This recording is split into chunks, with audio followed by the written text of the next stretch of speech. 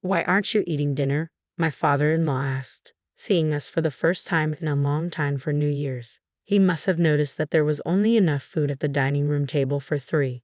It happens all the time. What? My father-in-law looked curiously across the table at my mother-in-law and husband. What exactly do you mean by it happens all the time? A daughter-in-law who can't give her mother-in-law grandchildren would have to be a slave, wouldn't she? My mother-in-law responded casually while chewing on the hamburger steak I had made. That's right. Ruby is our slave. She stays in the kitchen to take care of us while we eat, my husband chimed in, echoing his mother's sentiment. As expected, he continued, he took me to his mother's every weekend to help her with housework, even though you couldn't give her grandchildren. I'm letting you stay here. You should appreciate her and do the best you can for my mom. I didn't want to go to my in-laws' house, but I had made a commitment. Even if I refused to go, my husband would verbally force me. He knows I have a short temper and difficulty finding my words. Mom, I brought a slave. He even greeted me that way recently. What are you talking about? My father-in-law seemed offended by the way my mother-in-law and husband referred to me as a slave. That's not how a normal family with children behaves. Ruby, it's not your fault. You should stop bullying her. What do you mean? You're the one that lives so far away, so stay out of the problem, my husband snapped back.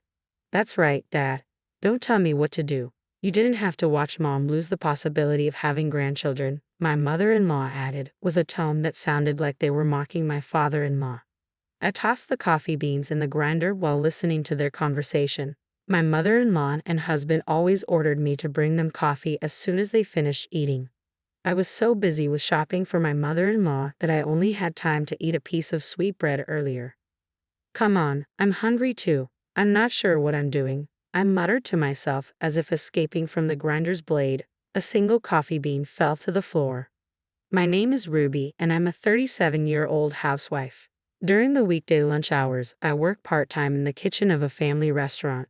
My husband and I rent an apartment. I used to work at the same local bank as my husband, but I left 3 years ago to focus on fertility treatment. We were unable to have children, so we sought medical attention and were told that the problem was on my side.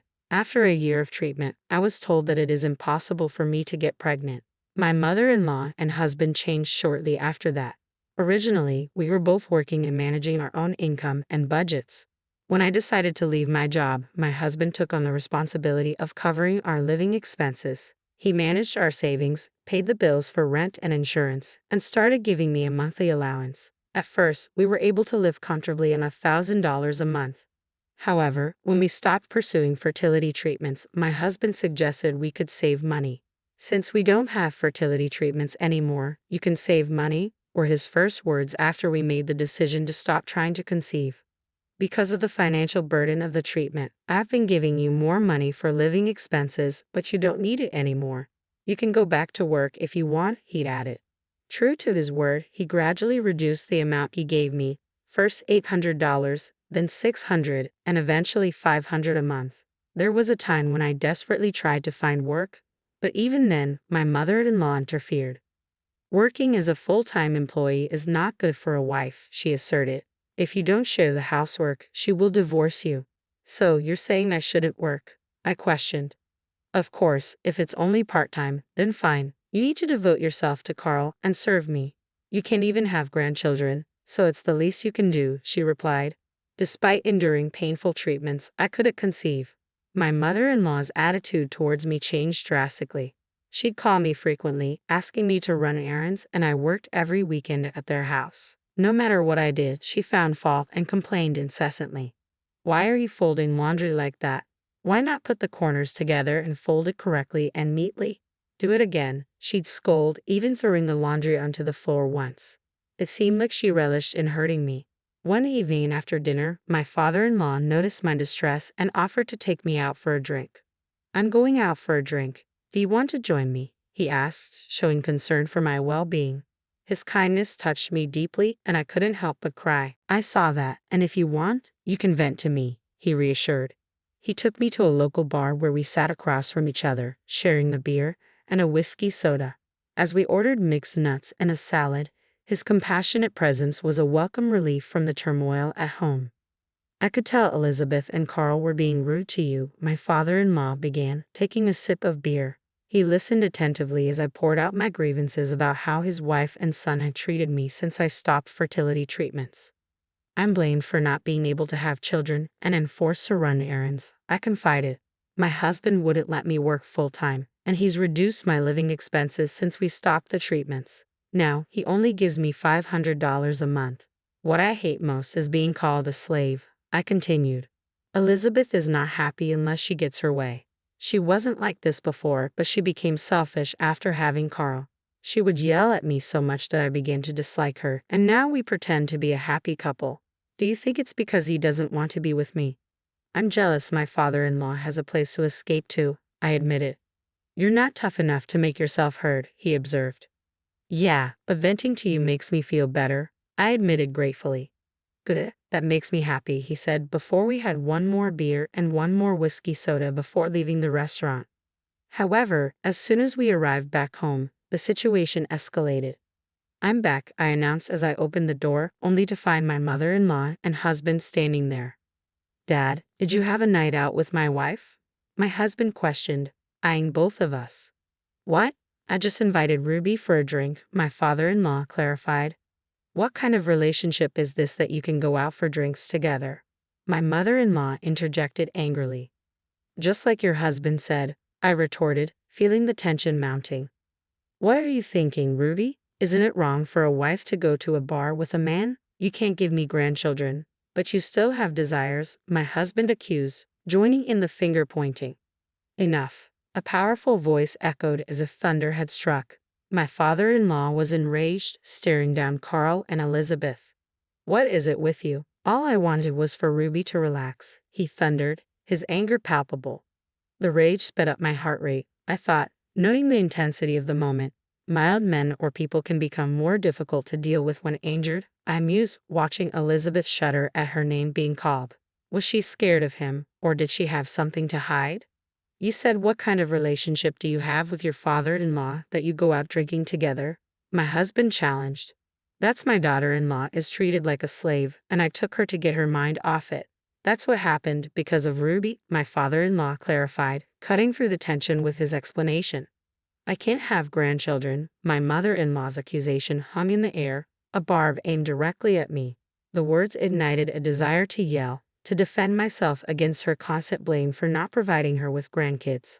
How can you say that when you hate children? I wanted to retort, but I bit my tongue. Yet even in my silence, I couldn't shake the urge to challenge her unfair judgment. Well, grandchildren are different than other children, aren't they? I finally spoke up, my voice edged with frustration. That said, I don't think you wanted grandchildren enough to treat Ruby like this. You're just making an excuse to point the finger at her. My mother-in-law seemed about to respond, but then she abruptly averted her gaze. Was she tongue-tied or perhaps fearful of her husband's reaction? Carl, wait, my attention shifted to my husband. I heard you only give Ruby $500 a month for living expenses. Do you keep the rest of your salary? I probed, unable to ignore the discrepancy.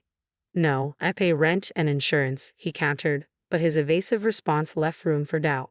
As the silence stretched, he seemed unable to conjure a convincing explanation.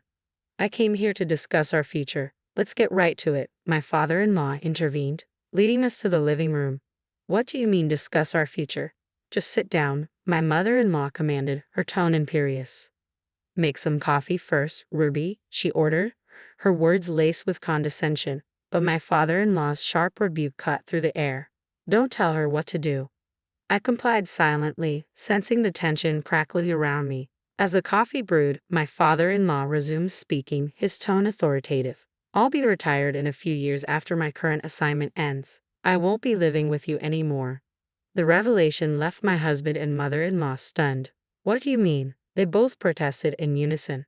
We've been masquerading as a couple for years, so we no longer need to live together, my father-in-law explained calmly. I'll live where I want, and you can stay here. But my mother-in-law's panic was palpable. That's fine, but I changed my mind after you accused me of being unfaithful earlier, she protested, rising from her seat. I'm selling the house, Elizabeth. I'll leave you nowhere to live. Her announcement sent shockwaves through the room. Why don't you just get a place to live? My father-in-law suggested, But her response was desperate. How am I going to do that? I can't pay the rent. Get Carl to help you, my father-in-law suggested, unaware of the financial strain. He only gives her $500 a month. I'm sure he can pay for you. But my husband's nervousness betrayed him as he struggled to respond. That's not possible, he stammered, his discomfort evident. We don't have any money. If I do that, I won't be able to pay Mom's debt. The revelation hung in the air, casting a shadow over the room. You just mentioned debt, didn't you? My father-in-law's tone turned grave. Explain. I didn't mean what I said. I said explain. My father-in-law's voice thundered through the room, his anger palpable. My mother-in-law dissolved into tears at the sound of his fury, but his rage remained unabated. Mom owes me $50,000. I'm her co-signer, my husband confessed, his expression resigned. Around the time we stopped fertility treatment, Mom made an investment. She made some money at first, but then the stock market crashed, he admitted, his voice tinged with regret. You mean you lost money in the stock market and went into debt? I interjected, incredulous at the revelation. I used family funds. At the time, we were betting on stocks that were supposed to go up, but eventually we ended up in debt. Now, I'm paying it with my salary and Mom's repaying it by working part-time at a supermarket, my husband explained, his tone heavy with the weight of their financial burden. The news caught me off guard. I had never heard anything about stocks or debt. My mother-in-law had lost a significant amount of money in the stock market and had borrowed to compensate for it when I stopped fertility treatment. She must have tried to repay the debt by investing in stocks that were expected to rise. But as they struggled with repayment, those stocks failed to yield returns. Maybe. I couldn't help but voice my thoughts. That's also when you and Carl began treating me like a slave. Ruby, what are you trying to say? Were you just taking it out on me? My mother-in-law challenged, her voice strained. The slave treatment started around the time I stopped fertility treatments. I doubt it's because she wanted a grandchild so badly. But the simple answer is that she was taking it out on me because that was satisfying, I countered, the bitterness evident in my tone. As expected, my mother-in-law remained silent, her guilt hanging heavy in the air.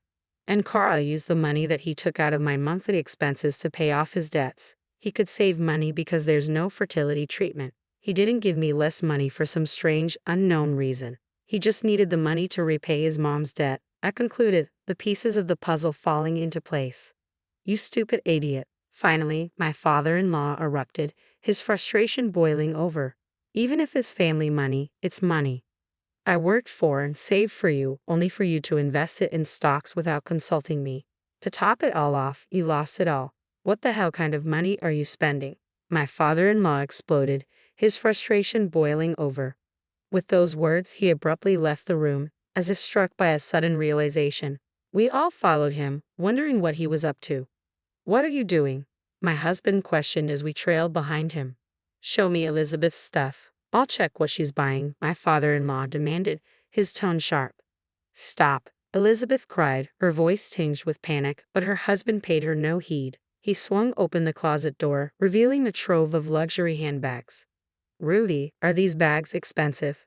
They're all luxury items costing over $1,000, my father-in-law remarked, his tone incredulous. As he opened a small drawer in the corner of the closet, an array of accessories greeted our eyes, rings, necklaces, and earrings, some adorned with diamonds, rubies, and other precious stones. Picking up a ring, I noticed the engraving indicating it was made of 18-karat gold. Elizabeth, you bought all these expensive things without telling me? My father-in-law's disappointment was palpable. I'm sorry, but, Elizabeth began, but her husband cut her off with a look of disgust.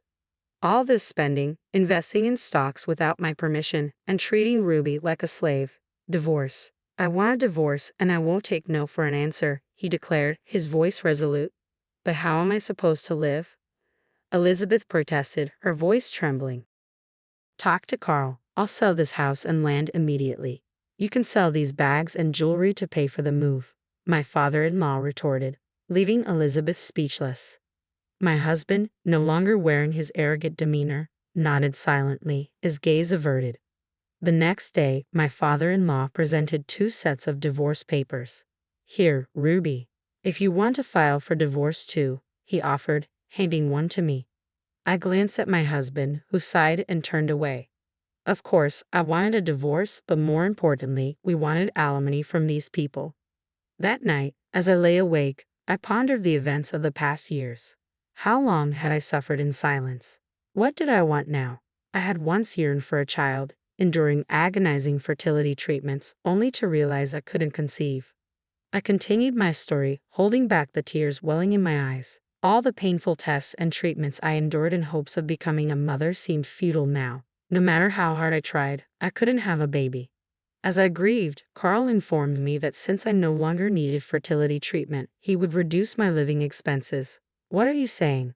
This is all Carl's fault, Elizabeth interjected, her voice sharp. My father-in-law's horror was palpable, and my mother-in-law fell silent, her accusations hanging in the air. She had blamed me for not giving her a grandchild and then treated me like a slave. Do you know how hard it was for me? I demanded, my frustration boiling over. Naturally, there was no response from Elizabeth or Carl. In the end, Carl's actions were driven by his need to pay off debts, while Elizabeth sought an outlet for the stress of financial losses in the stock market. I want you to reimburse me for this, I declared, my voice firm. What if I say I won't pay? Carl retorted defiantly. Sure, I'll talk to my lawyer, I shot back, my resolve unwavering.